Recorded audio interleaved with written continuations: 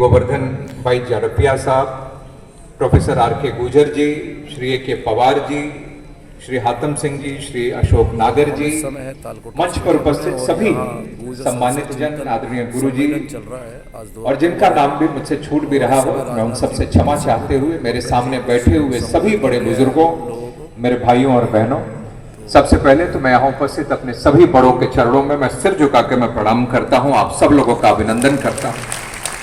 जी, आदरणीय सुनीता बैसला जी भी यहाँ पर हैं। बिल्कुल, मैंने इसीलिए कहा कि कुछ अगर छूट भी रहा हो तो बिल्कुल तो सभी का मैं यहाँ अभिनंदन स्वागत करता हूँ। सबसे पहले जैसा अभी यहाँ पर अभी चर्चा हो रही थी, तो अभी आदरणीय जेपी जी ने भी इस बात को रखा। सबसे पहले तो मैं भगवान देव नारायण जी के चरणों में मैं प्रणाम करता हूं, उनका नमन करता हूं।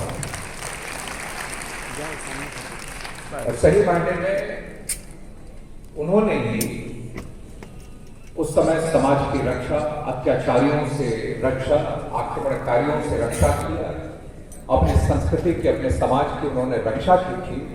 और मात्र 31 वर्ष ही उन्होंने देह रूप में, शरीर के रूप में वो हमारे यहाँ रहे, लेकिन मात्र 31 वर्ष के अंतराल में ही वह हम जनमानस के रूप में लोगों के मन, मस्तिष्क में, दिल में वो घर कर गए और अमर हो गए।